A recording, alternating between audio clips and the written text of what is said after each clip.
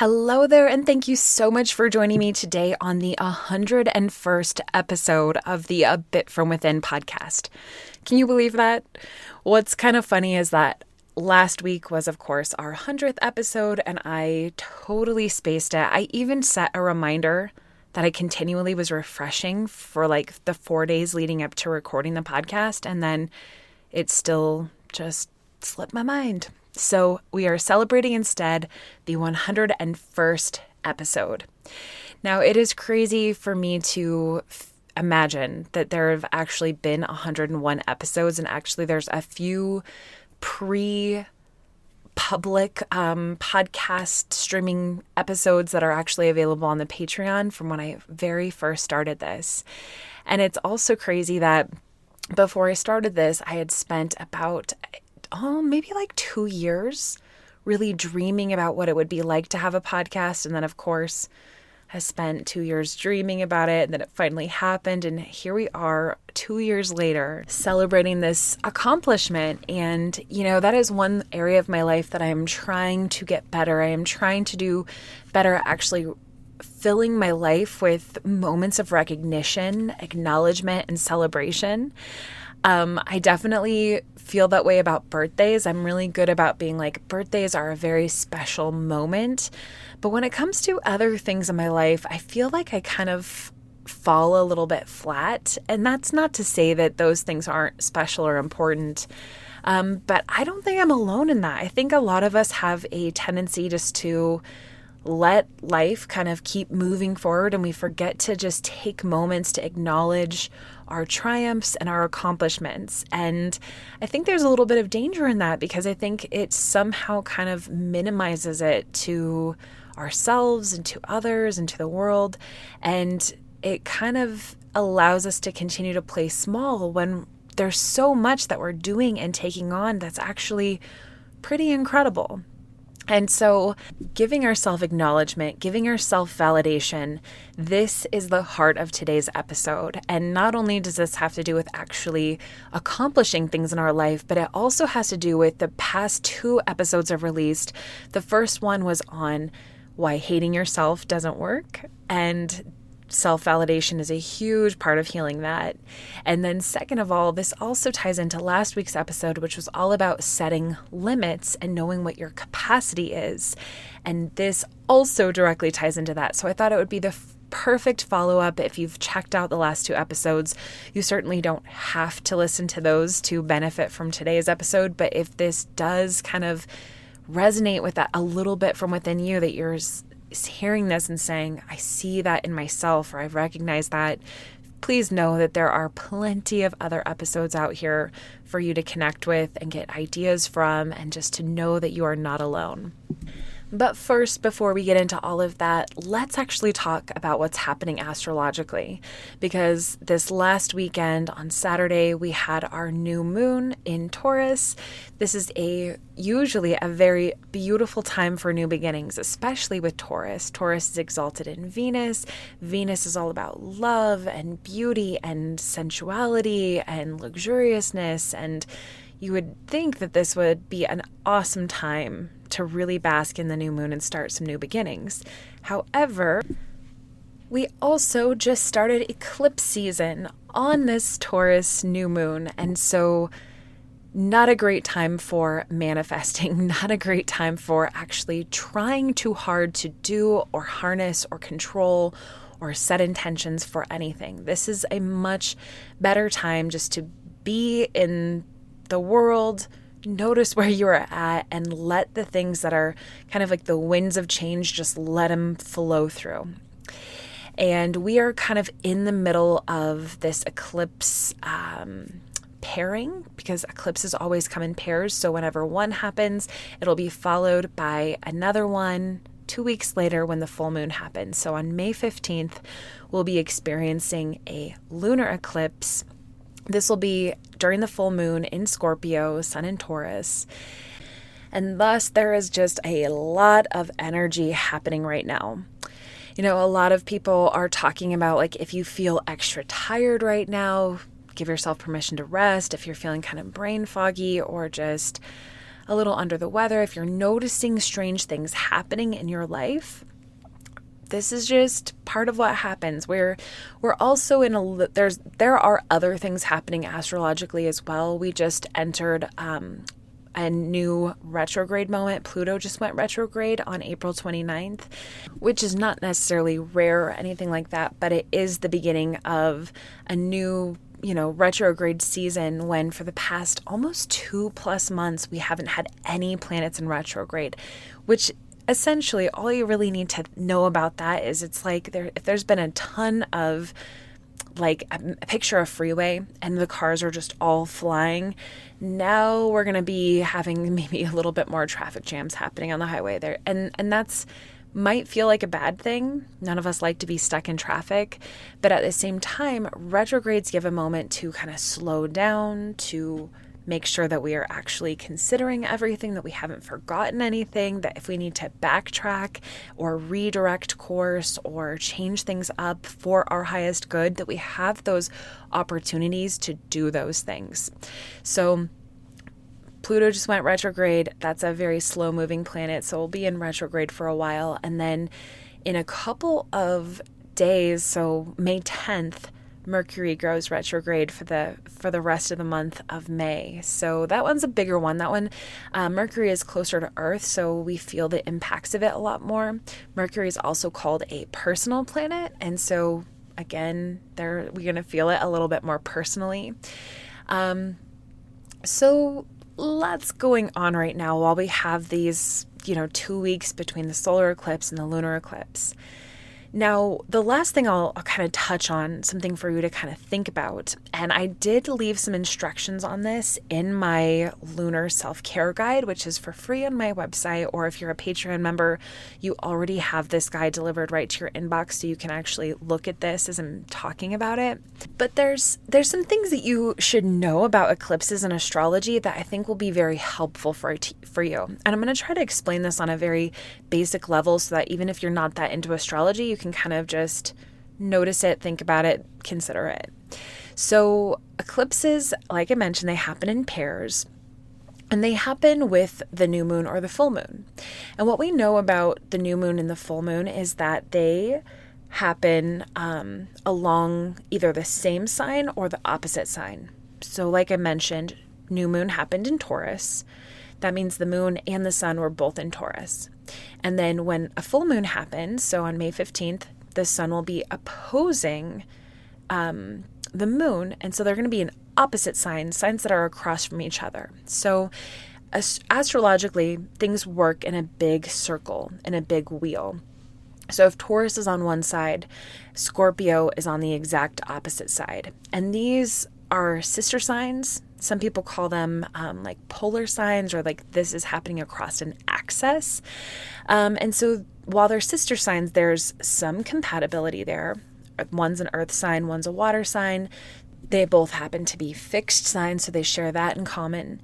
But they're also different. They have a different way of doing things. They have a different role that they play. They have a different way of wanting to go about getting the same job done. And so there's always something that can be considered here. There's always this dichotomy at play, especially during the eclipses. Now, the next thing that you should consider about eclipses is that they happen in a season. So for the past year and a half or so, we've been having this eclipse season in Gemini and Sagittarius. So every time there was an eclipse, it was always happening in these two signs. So it would happen every 6 months or so. There'd be an eclipse season. It would happen in those two signs. They have this conversation maybe every 6 months for about three to four times, and then it's complete. So now that is starting to happen in Taurus and Scorpio. Now, we did have a preview of this last October and November. We had a lunar and a solar eclipse in Taurus and Scorpio, but then it was followed by the final piece of the conversation between Gemini and Sagittarius. So that happened in December. So when that finished, now that we have this new Taurus Scorpio eclipse, that is going to be the only conversation that's being had for the next 18 months or so. So eclipses bring in a ton of change. They're a powerful energy. I mentioned this last week, but it's like a solar eclipse with a new moon is like turning it up or giving it a bunch of steroids or just like infusing it with a ton more energy. It is intense. So this month we are dealing with this intensity. Sometimes things can happen very immediately, especially if, it's supposed to happen in your life at this time. You might notice big change happening. You might notice things that needed to be redirected or things that you didn't expect to redirect you to happen to you. This is very common. Sometimes those changes happen very quickly, but also it could be the beginning of long, slow, steady change. It could be the beginning of a new pregnancy or the beginning of a new move or a new career change. It could be needing to get involved in a new organization, or it could be the start of a new promotion for you, a new move into a different area of your life. And of course, you don't have to do anything about these things. You can keep just living your life, continually working forward, and things constantly change. But if you want to take a little extra peek along maybe the axis that this plays in your natal chart, where the chart that existed when you were born and you took your first breath into this world, you can look at the Taurus and Scorpio axis and kind of compare it to which of those houses that this conversation is happening in and kind of get a little bit of insight into what themes might be at play for the next 18 months for you. For me, this eclipse is happening in my 3rd and 9th houses, so those are across from each other in the wheel. And it has to do with things like higher education, spirituality, publishing, things like that. Now, I will be fully honest and transparent and say, I don't know how that is going to affect me at this point. I don't have any plans on going back to school or anything like that at this point. My only plan that I have right now is to survive this wedding season and then continue to kind of turn the ship of my business towards a bit from within and being able to serve people and help them with self-love. That is the only thing that I know is happening in my life right now. But I thought I would share that as just something that we can kind of be able to listen back to, right? As things change, you never know what's going to happen in life. So if you want to peek at that too, if you want some instructions on that, I actually gave all the instructions on how to look up your natal chart and how to find this Taurus Scorpio axis in your chart. It is in this month's lunar guide. And then also included in this guide are I would say like an eclipse version of a new moon and full moon ritual, because we're not doing our normal rituals during eclipse season. It is just too much of a strong energy. It's like if you just need to let, like I mentioned before, kind of let the winds of change blow through, or if you can imagine it as a river that has gone very high, let's like let it move through, and we'll go back to kind of our normal manifestation and intention setting or letting go rituals when the eclipse season, or at least the eclipse conversation happening this month. So take it easy right now, especially during this 2 weeks between these two eclipses. And if you really feel like there's stuff you want to manifest, just, maybe just jot down your ideas, and then we can save those big manifestations, intention setting stuff for the end of May when we have the Gemini new moon. So, all right, that is the end of the Astro Check-In. Let's take a quick break, and then we will dive into the heart of the subject of finding validation within yourself. So thinking back over the course of the past 2 years to all of the numerous podcast episodes shared, I can remember thinking back to some of the very first episodes where I was struggling a lot with validation. I really have, and I'm very open about this. I really feel like when other people validate me, it gives me so much confidence.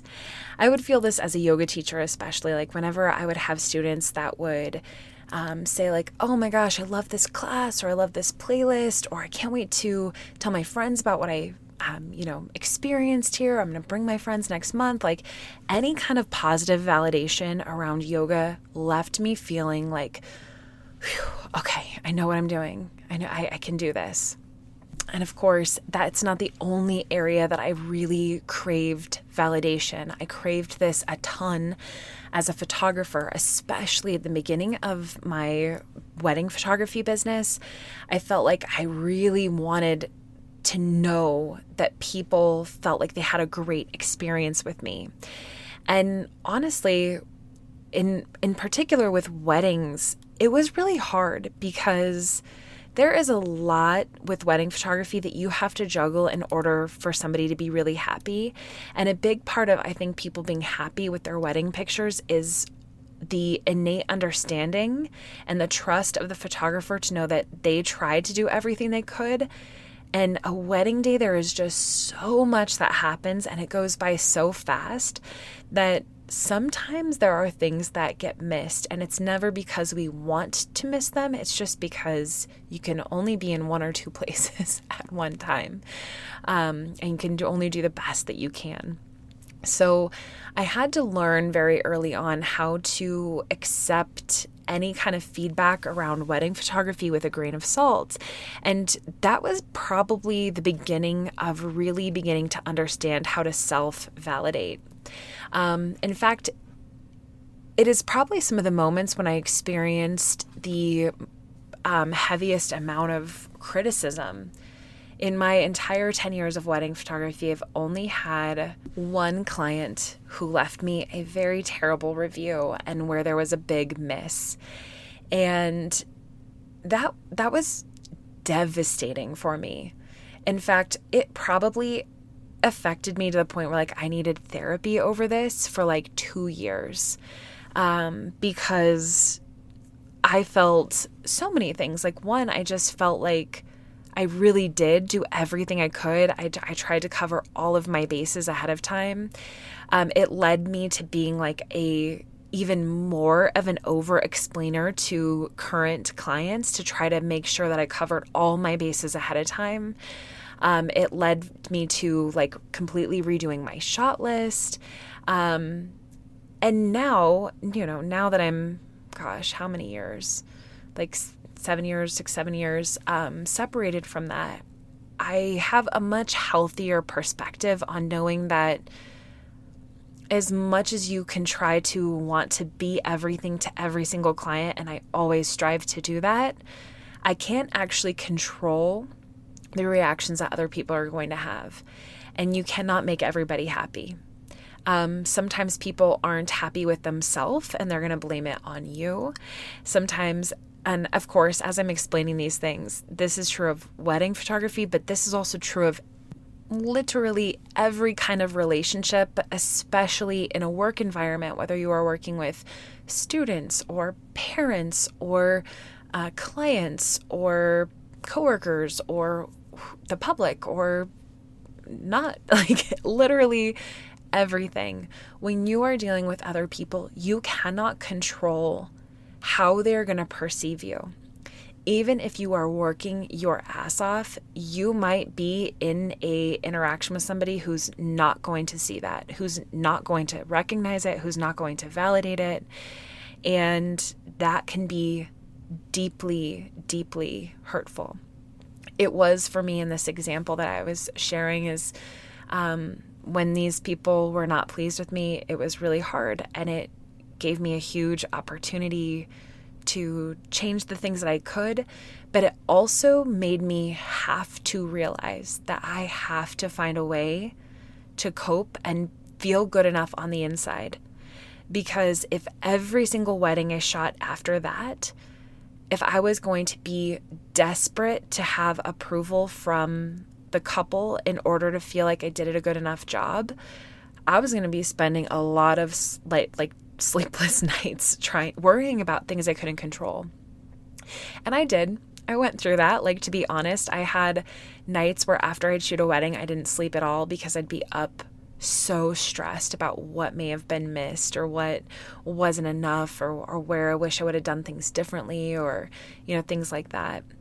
And truly, like me explaining this is just a microcosm of something that was happening across the board in my life, which was I did not feel good enough on the inside. I felt like my sense of self-worth, my enoughness, depended on what I did, what I contributed, if I was worthy of appreciation. I did not feel as though I was enough. I felt like if I wasn't fixing things or doing things or contributing in some way that was meaningful to others, then I didn't have a place. And as I've been kind of thinking about recording this episode, I've been thinking about like, really, when did that start to change? Now, I'll be the first to admit that I have not 100% figured this out, but I do feel that even 2 years from starting this podcast, that I've started to turn that corner. Because like I mentioned, when I first was teaching yoga, I was feeling that. Definitely in the thick of my business, I was feeling that. And 2 years ago, when I was recording these podcasts, I was feeling that. Now, let's just, as I always like to consider the other side of the coin and find validation of the entire perspective. Yes, we all love to hear compliments. Yes, we all love that sense of approval from others. It will always feel good. It makes my day when I read a positive review of the podcast, or when a client loves my work, or when somebody texts me that they just did one of my yoga classes and that they loved it. Like, this means the world to me. I think it is always awesome to share great experiences with other people. It makes their day. That's not a bad thing. You don't have to be like, okay, now I need to never receive a compliment because I'm really working on self-validation. It's not about not appreciating that or loving that. It's about needing to be able to give that to yourself and to meet yourself with approval and validation from within, rather than only accepting it from other people. And when you put yourself in that position where you're waiting, you're desperate, you're doing anything you can to bid for other people's approval, you are literally losing, because you cannot control what other people give you. And if you put your life constantly on hold, waiting for that approval, or you are only striving to, if I do this for them, then they will appreciate me. If I contribute this to the conversation, then they will love me. If you're living in this if-then thing, then you are in danger, because it will almost consistently across the board let you down. Sometimes it'll work. It'll work often enough to keep you hooked, but it won't work every time, because as soon as that moment is completed, suddenly you're back at the beginning, striving again. So, what ends up happening in those times when you're not getting that approval from somebody else, when somebody's not meeting your bids for attention, or when you do receive criticism, or you do end up making a mistake that makes somebody else upset with you, and you have to be accountable for that, and that other person isn't budging or letting you off the hook no matter how bad you feel. In this example, what ends up happening to you? Do you fall apart? I think for a lot of us, the answer is yes. We absolutely crumble, because it is very destructive to constantly be, it's like building the house from within out of straw. And then over and over, we build a house of straw. We're like, does this work? And then something blows it down, whether it's somebody else or a situation or whatever. And then we might fall apart. We might cry. We might be dissatisfied. We might feel bad. And then we're going to rush to build it up as quickly as we can again. And then this cycle just keeps happening over and over. So how do we start to fix this? And I think it comes down to having that internal sense from within that we are enough. This means finding healthy boundaries. This means moving away from codependent tendencies. This means seeking the approval of ourself first, and not being dependent on other people's validation of us or what we've done or how we're doing.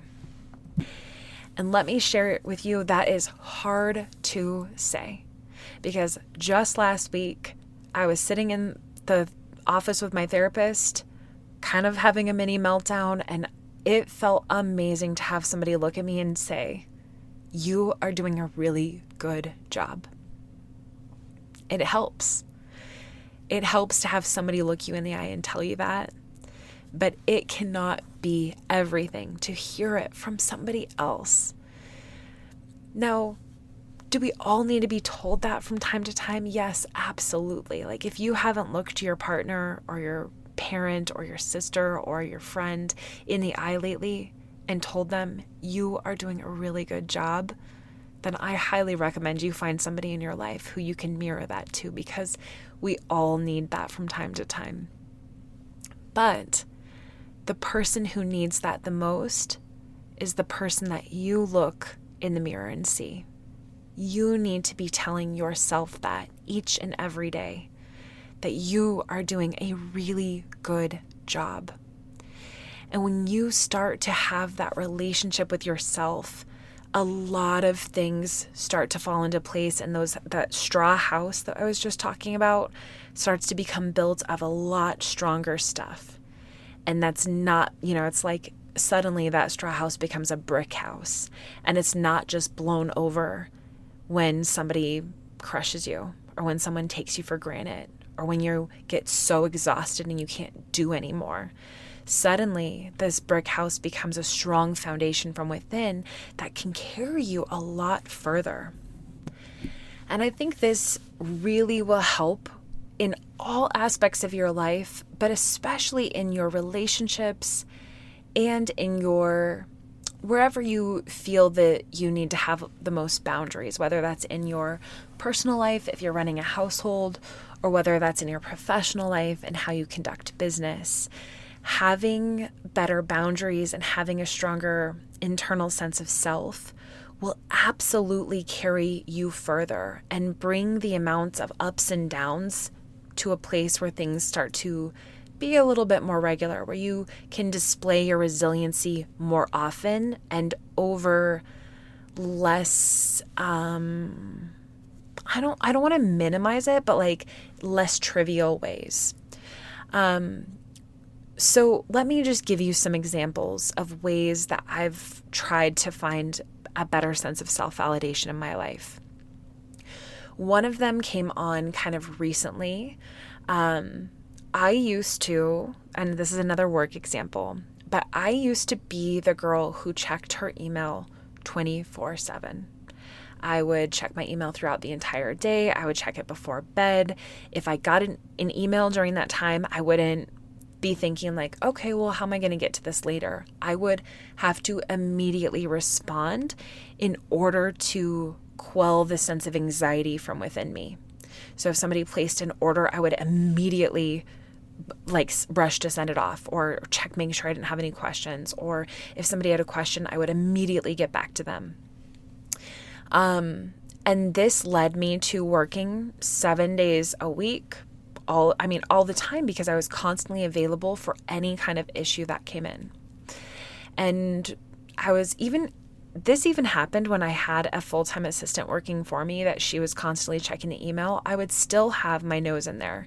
Now, I will say that having an assistant that I trusted so much helped me begin this journey of letting go.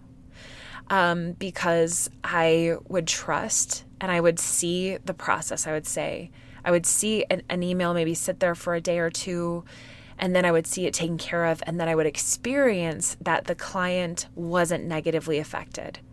I would experience that no balls were dropped, that nobody was upset. I would see that we took care of it, maybe even with a better, healthier perspective, because we didn't rush to solve it like every email that came in was a massive problem, right? And so that helped me a ton. And then finally, this winter, after being very burnt out from last year, I took a month off and I deleted my email from my phone.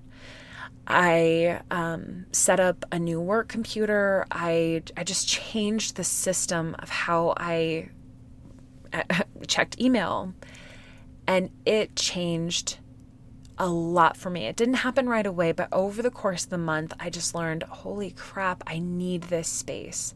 I need to not be that invested in my inbox. It's a silly place for me to be all the time, and it's not a priority. I'm confusing the priorities in my life. And so when I came back from vacation, I left the email off my phone. So I still check my email, but I don't feel the need to check it at night anymore. I don't feel like I have to check it first thing when I wake up. I still get to everything. Nobody gets left behind. I still care very much, but I have way better boundaries around how I'm showing up for work and when I'm showing up for work and how often I am, and not treating even simple things as though they are emergencies. So that's a way that I kind of had to set better boundaries in my life. And how that kind of goes into self-validation is I had to lay this brick and saying, if somebody gets angry with me for not sending an email back immediately, is that really about me? Is that an expectation that I really deserve to fairly judge myself for if I don't meet? And so I had to change my relationship with that. And I had to know from within that I am still a good business owner, even if my email is not on my phone. I am still a very dedicated, passionate photographer running a wedding photography business, even if I check my email once a day. So that's a very tangible example. But I hope it's one that a lot of people are able to relate to, because I think many of us have those one or two things that we are a little obsessive about, that we are constantly trying to quell this feeling of control, or that we are able to show up in a certain way. And it's all an illusion. So we're trying to figure out how to break that and have healthier boundaries. Another one, this one is a more tricky one. This has to do with my relationship with Dave. So if you can't tell from either having followed me for some time or even through some of these examples, I have some codependent behaviors. I have a lot of codependent behaviors, actually, because all of these things that I'm talking about, this sense of depending on somebody else for validation, that is codependency.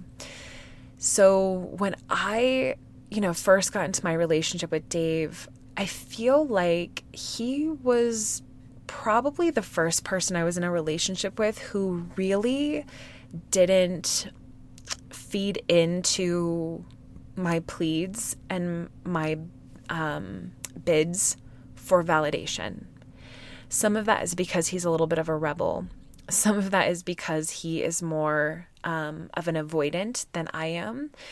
But there would be times when we would have a fight, or where something would happen, and I would feel desperate for him to acknowledge where I was at in the situation, or to validate what had just happened or my experience, or to, again, give me that sense of calming my anxiety by telling me what a great job I did, or by acknowledging what I had provided, or whatever.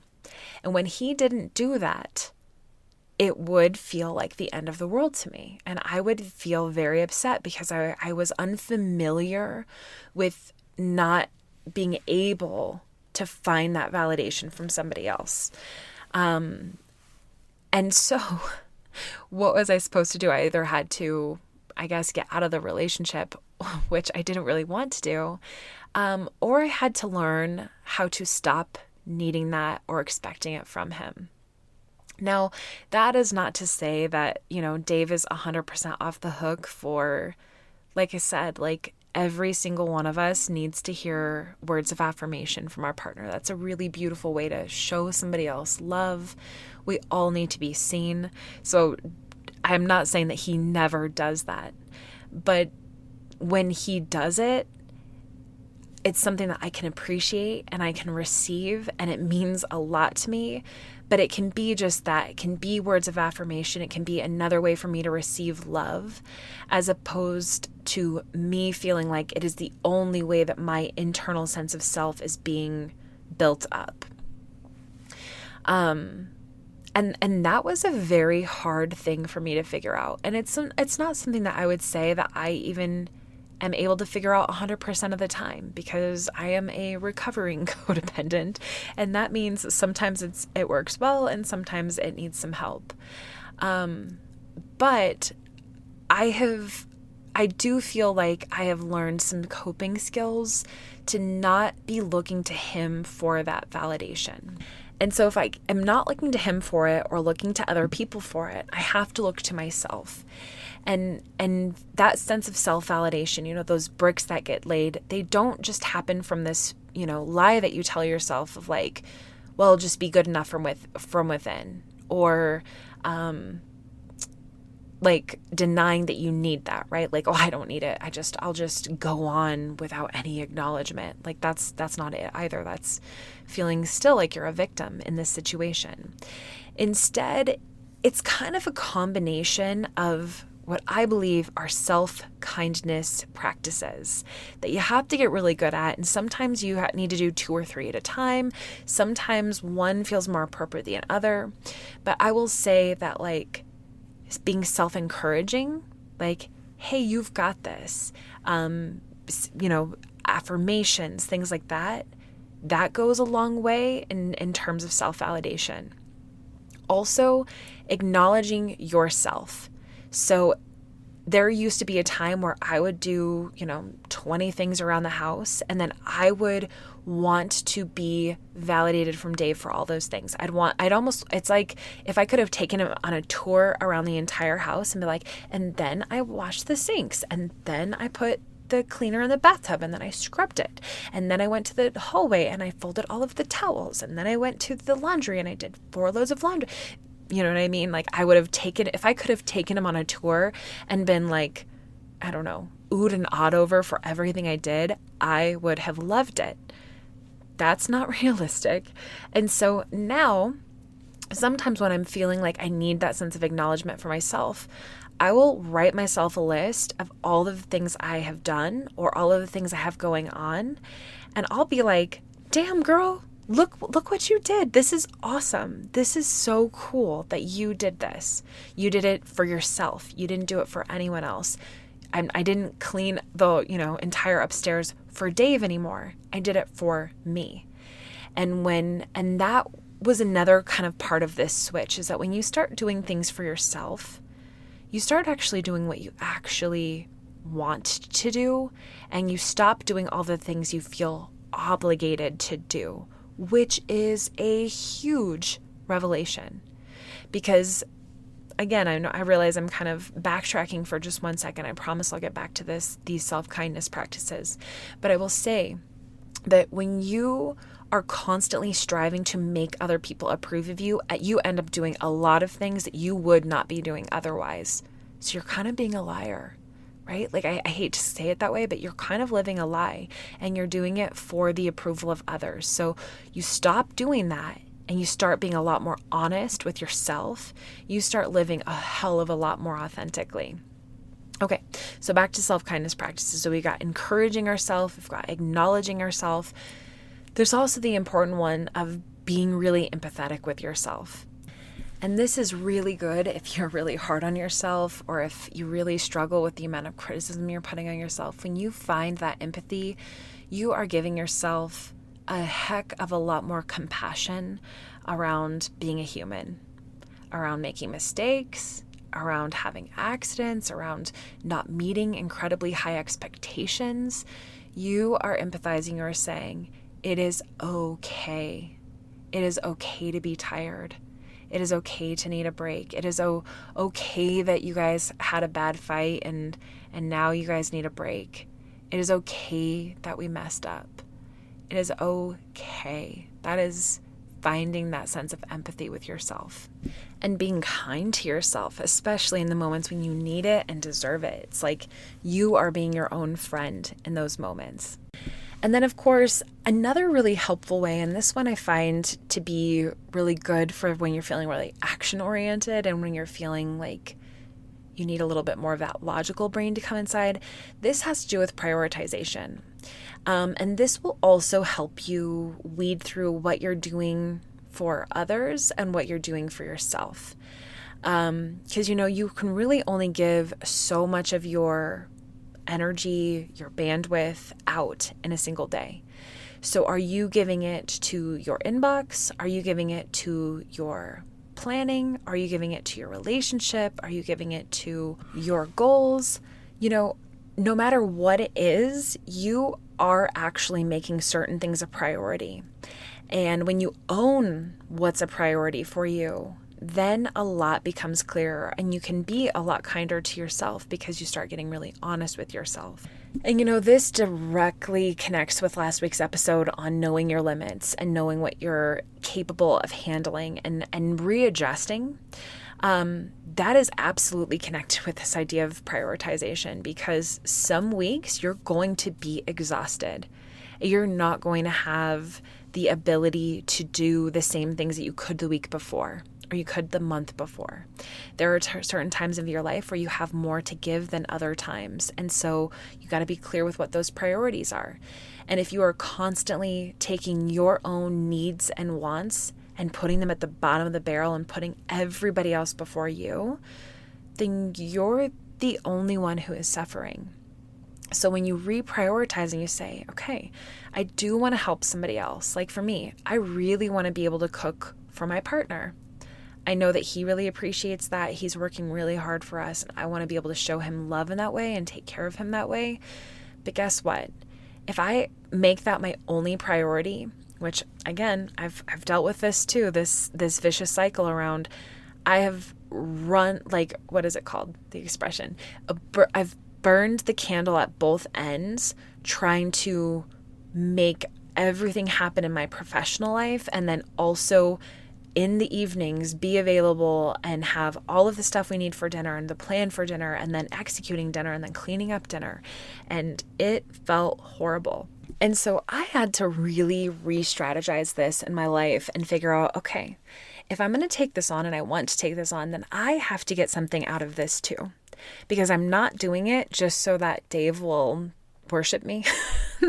That's a word I say as a joke. It's like, giving all of that affirmation. Like, he's not going to do that even when he does appreciate me. I can't expect that out of him. It's not realistic. It's not attainable. And that's not reason enough.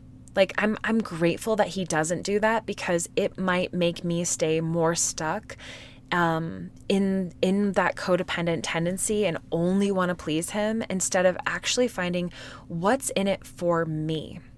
So I found a way to cook more meals that I'm interested in, even when it has to meet his diet parameters. But sometimes I'll split it up. So I'll cook his portion and then I'll add certain things for me that make it really fun and interesting. I'll plan my week accordingly. So I have a lot more stuff that goes on that is in the morning, or I will know, hey, if I don't meet these certain goals, then I can't make dinner. And then I'll let him know that. And I don't feel bad about it. There have been plenty of times, as I've started to work on this self-validation in this way, that I've had to say, hey, we're going to be on our own tonight. And I've had to accept that with that strength of that brick house within me, instead of, if it makes him mad, then that straw house collapses and I would fall apart. I can't do that. He's allowed to have his own emotions. Sometimes it's very annoying for him. Sometimes he could care less and he's like, yeah, totally. Sometimes he'll make me dinner on those nights. He can react however he's going to react, and I have to have a strong sense of self. I have to know that I am doing the best I possibly can. And sometimes I'm able to, make that a priority, and sometimes I'm not. And it doesn't mean either way that I am not good enough. So that's one example of prioritization. And that could also be, another priority in my life is I need to have the bandwidth to work on a lot of different things. So being 100% glued to my inbox is not a priority. It's a distraction. So I can't make it a priority. That was a big shift. And there's plenty of other examples, but when you really own what's a priority to you, things become a lot clearer. And finally, all of these things lead to another self-kindness practice, but is also kind of like the ultimate piece, which is being accepting of yourself. Whether you're making mistakes, or whether you are achieving your goals, or whether you're feeling really far away from your goals, whether you're down, whether you're high, whether you're sad, whether you are joyful, whether things are going awesome, or whether things are falling apart, you are accepting of yourself. You give yourself credit for being who you are, where you are, what you've accomplished, where you are heading. You're not being self-loathing. You're not being self-critical. You're not being hard on yourself. You're not focusing only on where you've come up short or where you haven't done enough. You accept yourself for where you are at today. And ultimately, I think that is what so many of us need and desire. And we seek it sometimes from all of the wrong places, and we spin our wheels doing things that are keeping us further away from that self-acceptance, from that place of self-love. And that's okay. We're doing the best that we can.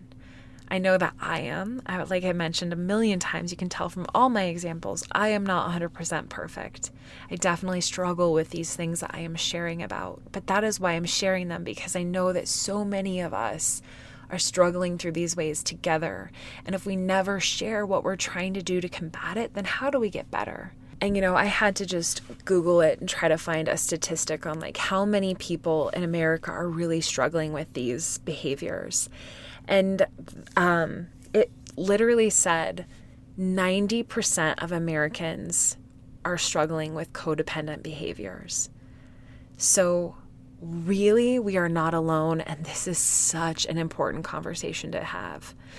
And that being said, I want to know from you, what are some ways that you have learned to validate yourself, that you have built up a brick structure from within, that you feel that has made you strong, that has made you independent from other people's expectations of you or their validation of you?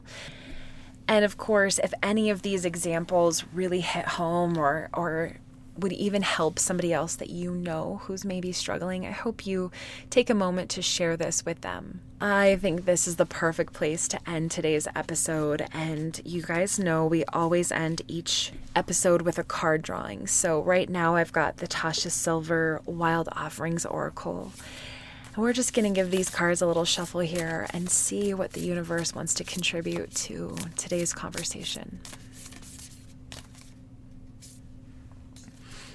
Patience. Who didn't need that word with this entire huge rock that we're trying to move? Patience. If you've ever tried forever to shift a problem, there's probably something to learn from embracing it. May I let this be for now. Help me relax and trust every need will be met. Often change soon follows. What a beautiful reminder for us to be patient with ourselves. This comes back to all of the self-kindness practices. They all can be done with patience and with this expectation that we are not going to be perfect. In fact, the more that we become independent, the more we can let go of our perfectionism. And patience really comes in handy for all of that. So beautiful. What a beautiful way to end. Thank you again for joining me for today's episode. If you want more from me, you can check me out on TikTok. I am on there almost every day sharing different tips and advice for loving yourself, for taking good care of yourself. You can also find us on Pinterest, at A Bit From Within, Instagram, at A Bit From Within. Our website, we have ritual guides, the lunar self-care guide, different moon tracking and astrology, kind of beginner information, as well as really cool blogs. Usually they're kind of companion episodes to each of these podcast episodes, as well as gentle yoga classes or guided meditations that you can try out and just let it support you taking time to take care of yourself. Thank you again for joining me on this 101st episode. I am so excited for 100 more. Until next time.